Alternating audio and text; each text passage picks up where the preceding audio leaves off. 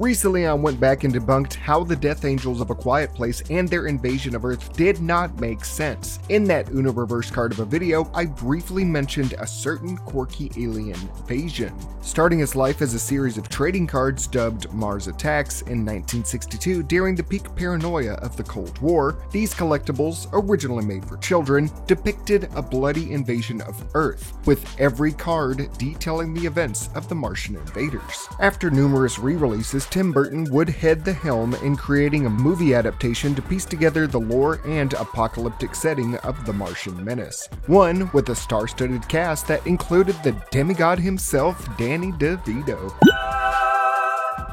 With a focus on making both an homage and spoof of sci-fi alien movies of the 1950s like Plan 9 from Outer Space and the original War of the Worlds. Creating a hyper-sadistic version of these extraterrestrial assailants, Burton and Tops's vision of an alien attack would be one of carnage and destruction unlike most apocalyptic scenarios, unless you're counting Destroy All Humans as Furon invasion. And I know what you're thinking as soon as you clicked on the video. These guys are easily killed with just some loud-ass songs or high-pitched frequencies. Let's just turn up the jams and watch some alien heads turn into a big old green ketchup ooze like those ketchup bottles from the early 2000s. But let's take things a step further. What if we pitted their full capabilities from their weapons, technology, and more, and coincided with them using those Sigma brains of theirs to do their research and cover their blatant weaknesses? Because if there is one thing most alien invasion stories love to portray, it's extremely intelligent spacefaring life forms that execute a full-scale invasion and nearly wipe out humanity, only to be easily quelled by easily discoverable things, like signs as aliens somehow not knowing they are allergic to water, or War of the Worlds not knowing what germs are and then dying to them. How does that make any sense? I digress, maybe I'll cover those in a future video, but they all pale in comparison to the Martian invasion of Mars Attacks, and I'm here to explain why today's scenario is unsurvivable if the cocky big brains took the right precautions, and also to give some tips for our future alien invaders. As I, for one, welcome our big-brained overlords, I'd like to remind them as a trusted YouTube personality, I can be helpful in rounding up others to become heads on the bodies of chihuahuas and vice versa. Today, we are telling you why you wouldn't survive a Mars Attacks Martian invasion if they weren't dumb. The Martians are the definition of Sigma brains, and you can be too thanks to my new friends at GamerSupps. Get you the Sigma brain flavor to boost your energy and get yourself active. No sugar and no crash like other energy drinks. GamerSupps offers a wide variety of flavors and even some waifu cups to offer the Martians as a peace treaty. Click the link in the description and pinned comment below, or use code WOW at checkout for 10% off your order. Get your activity and brain growing like a Martian, and maybe they won't make you into a human gerbil with GamerSupps. Again, link in the description and use code WOW at checkout for 10% off your order. Now, let's go on the Originating from the fourth rock from the sun, a species of extraterrestrial life had long colonized the planet. Due to unknown circumstances, the surface of Mars had become uninhabitable, possibly by their own doing and experimentation, forcing the Martians to go hundreds of miles into the deep canals of Mars. Countless centuries underground, with frail bodies adorning massive brains, had developed their intellect and technology into what would only be pure science fiction to us, harnessing the power of the sun to such an extreme degree that they were able to create utopian cities, spacefaring vehicles, robots of all shapes and sizes, and most importantly, weapons of mass destruction. They were a race capable of immense brilliance, yet their understanding of sciences did not yield them an understanding of morality and benevolence. They were arrogant, calculative, power-hungry, and, as a majority, wholeheartedly sadistic. being deep within the crust of Mars left them completely off our radar while they slowly analyzed us for eons, refusing to make contact or interact with us in any way, quietly spectating the Earth. That was until their extensive stint on their homeworld would soon be coming to a destructive close. The core of their planet was destabilizing. In a matter of only a few months, Mars would explode in a mass of atomic fury. The Martian race had to prepare for a mass migration to a new home. And what better place than the planet home to like-minded individuals such as Megamind, Jimmy Neutron, Jeff Bezos, Rihanna, and WowSuch Gaming. The need to recolonize would have a massive fleet of UFOs deployed to Earth. Their voyage would be set with their intentions being of malicious nature. They did not want to share their new planet with its current inhabitants. Not only were they trying to survive the destruction of their homeworld, but they were looking to take pleasure and fun in wanton destruction of all landmarks, life, and more across the Earth as they attempted to conquer it. Intercepting and interrupting the screens of all electronic communication, cellular, and televised devices on Earth, the Martians would broadcast a message in their iconic language.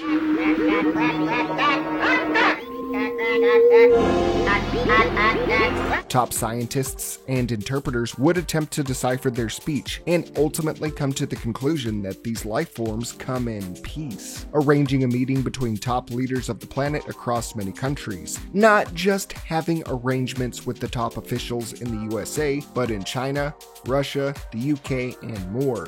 The Martians will at least have knowledge of major powers across the globe. The televised event of humanity meeting beings of equal or greater sentience would convey just what we were in store for. Just like in the movie, for a brief period, most, if not all mankind, would breathe a sigh of relief as the Martian ambassadors and the Emperor himself feigned a promise of peace before executing an all-out attack, blindsiding us as top officials are exterminated. Although for most people, they wouldn't mind. People of Congress!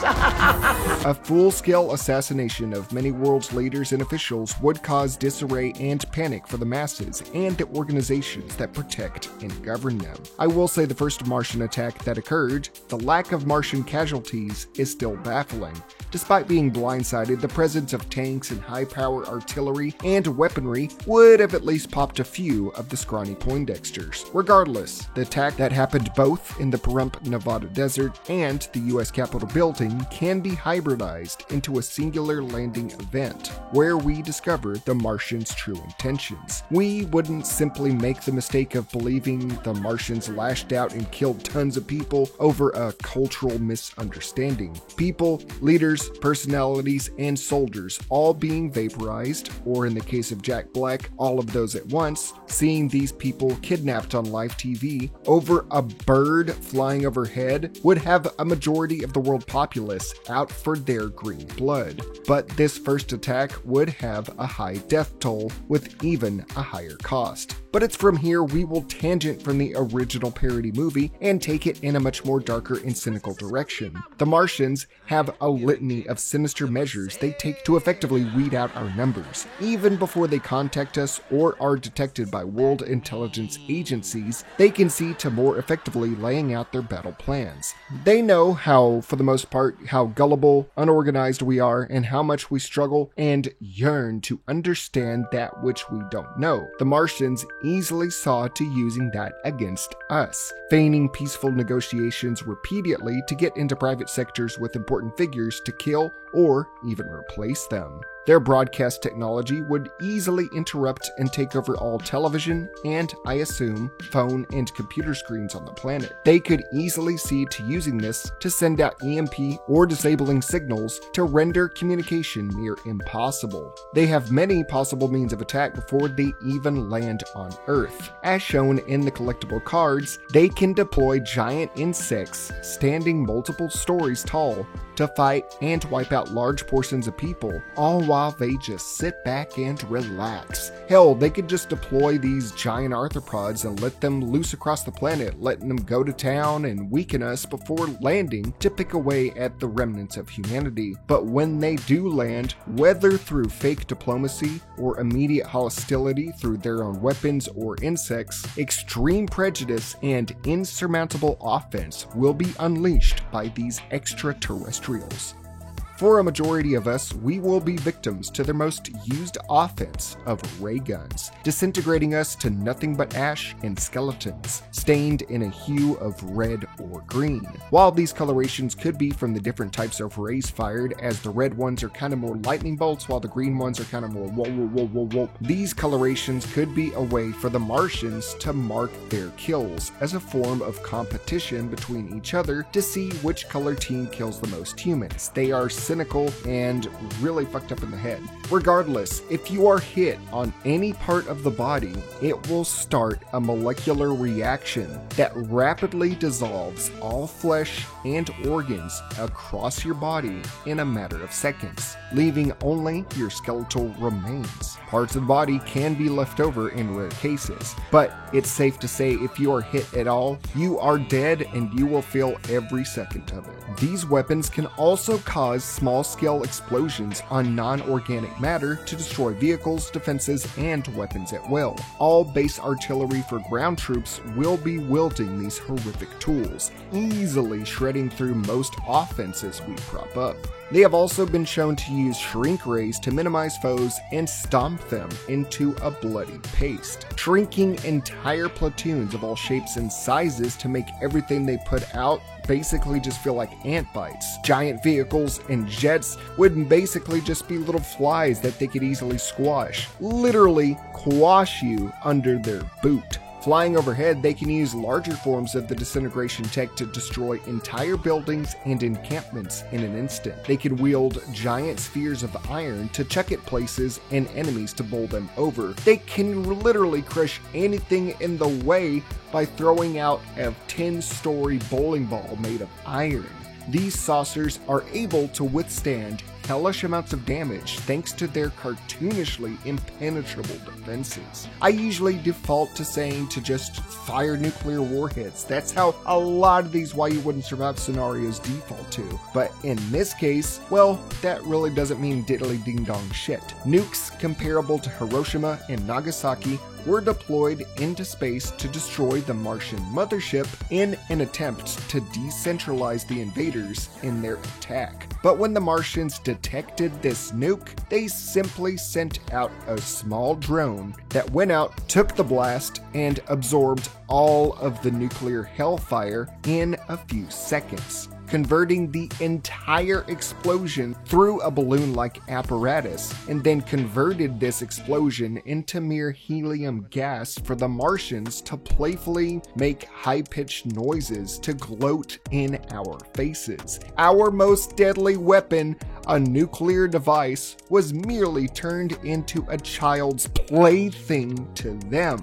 Outside of spaceships and ray guns, they can also man giant robots. Having only one alien in these things, they can run at high speeds comparable to top-speed standard cars, being 10 to 15 stories tall. They will look to crush anything they can, weeding out humans and trying to kill them in cartoonish ways. Most likely these were made to bulldoze through places with ease. With all of this said, you can see how fucked we are. Being in line with the Furon invasion of Destroy All Humans, humanity would just be toys to these galaxy-brain skeletons from outer space. Now don't get me wrong, there is a very small chance they will not kill you on sight. For a tiny percentage of the population, some of us will be abducted and then experimented on, removing all of our limbs, opening up our torsos, and decapitating us to keep our brains alive, and attaching our heads to random bodies and more to delight their scientific interests, rendering us a fate worse than instant death. You will be an undying, disembodied head that can only watch as you are continuously prodded at and attached to random things the aliens have abducted. It's also possible that those that are abducted could also have their identity stolen. While most of the Martians either sit back and laugh at our demise or continue their attack, some Martians will be deployed as spies, donning disguises looking like real people to infiltrate establishments to gain information or kill lingering high-ranking officials. It would be easy to even say that these disguises could even be made to look and act like people they have kidnapped, effectively replacing them unbeknownst to unknown Homo sapiens, veritably making it an invasion of the body snatchers kind of scenario. These 00 agents are able to swiftly kill targets with quick strikes to fulfill their mission. In order to survive on the Earth's surface, they are able to chew gum that allows them to breathe in our atmosphere, which brings us to the Martians themselves. While their arsenal is expansive and nearly unbeatable, we have to address the big ol' elephant in the room,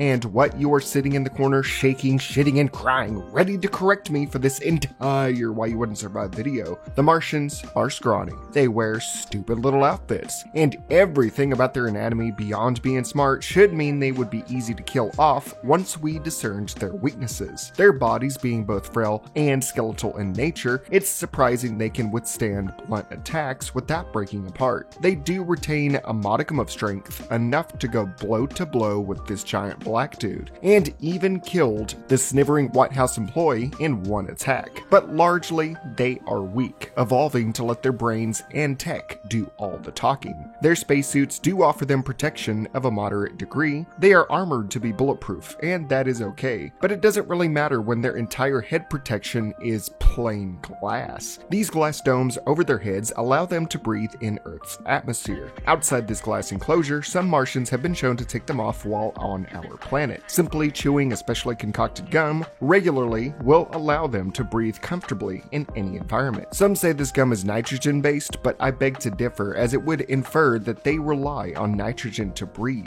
Mars's atmosphere is composed of 2.85% molecular nitrogen, while Earth's atmosphere is composed of about 78% nitrogen. This gum would instead probably serve to convert oxygen into the more prominent gas of Mars, carbon dioxide. I bring up this major biological difference in the Martians and their reliance on glass domes and gum to survive on our planet for a few reasons. The glass on their domes shattering would mean they would immediately suffocate to death if their brain hasn't been blasted already, with this glass being even able to be broken by, well, let's get to the biggest point of contention that I just criticized A Quiet Place over is high-frequency sound utterly destroying all Martian life. One song by Slim Whitman playing was able to be broadcast and wiped out the entire Martian empire in a day's time because, well, the movie needed to end, and any alien story with an advanced civilization on the verge of killing us needs an extremely exploitable weakness. That's just how it always has to end. What if they had some gamer subs with the Sigma Brain flavor with code WOW at checkout and made better decisions by actually preparing with countermeasures for all of their blatant weak points? I'm sure at some point in time, a race of super intelligent and maniacal aliens would have picked up on high frequencies at the pitch of a damn yodeling country singer. If they can make something that can convert a nuke into a helium balloon, they can do something about a sound that bursts their literal thought bubbles. Soundproofing and upping their glass helmets to be durable would probably be easy as hell for them with just a little bit of prep time, and upping these exploitable flaws would make them nigh undefeatable. Before we can launch any countermeasures, they will have already obliterated the best we have to fight back with. Even if we are able to discern high frequencies can blow their brains up, I'm sure they can send in another fleet with soundproof glassing and ships. Major cities, organizations, and monuments would literally be bowled over and laid to waste. Cell phones, computers, and TVs all neutralized before they even touch down on our planet. To make matters worse, if you want to get a pretty good idea of how stacked the aliens are against us and how they aren't even taking it seriously, they treat this entire invasion like it's a giant vacation or a big old party, taking silly pictures as they erase our history, laughing at our genocide, giving giving us a species-wide heart attack. Too hard to give you a heart attack. Most of us would be vaporized and all boned up on a Saturday night, and that's not because they are manning mesmerizing disguises of women that had 12-year-old me confused as hell. They would stop at nothing with ray guns, bowling balls, giant robots, shrink rays, and UFOs to render the best and worst that we have to offer null and void. The remnants of humanity will slowly wither down. Martian spies would see to infiltrating compounds to ensure death to any critical individuals that have somehow stayed safe from the Martian menace. For those of us that were spared a horrific death or rapidly burning alive, being squished, or having hordes of giant insects either eating you alive or bisecting you to have eggs laid in your chest cavity, the lucky or unlucky few left or abducted will be indefinitely experimented on. You will feel every cut, scrape, needle, and probe inserted into you as you are sliced apart, becoming an immobile lost soul swimming in a fish bowl to these aliens as you watch your race fade into nothingness to creatures that viewed your entire planet's creatures' existence as a joke. With how destructive they are and how the landscape of Mars is currently, it's safe to say that their voracious appetite for destruction, fun, and more would turn Earth into another barren world, meaning those of us that do survive and avoid detection via these aliens and the bugs they unleash, the surviving few of mankind will either starve, dehydrate, or suffocate to death. Earth will shrivel up and become like Mars, the vast oceans that comprise 70% of our planet becoming giant caverns and dunes for the Martians to burrow into and establish new off-radar cities. Over time, their lifestyle and experiments will eventually trigger a similar planet-wide explosion, causing the Martians to escape our planet to leave what minuscule pockets of people alive to die in the least survivable scenario of all. A Titan AE level Earth explosion. The Martians will leave our entire rock to be space dust, thanks to goofy little big brain dudes. That about wraps up this out-of-this-world scenario. Did I miss out on something? Does my voice sound different because you keep telling me that? I had a tonsillectomy, so there's your explanation. Can't wait for one of you to ignore me saying this, but hey, that's what the comment section's for. What do you want to see next on the Why You Wouldn't Survive? Let me know down below. Thanks to my Patreon patrons and YouTube channel members for supporting the channel so you can be featured on this nifty keen list here. And to Chago, aka QuickFlix, for editing things together for this video here. Until next time, I'm Zach Gass, aka WowSuch Gaming. Never forget to stay happy, stay healthy, stay wow, and wow, that was really Frank Walker that did the voice of the aliens?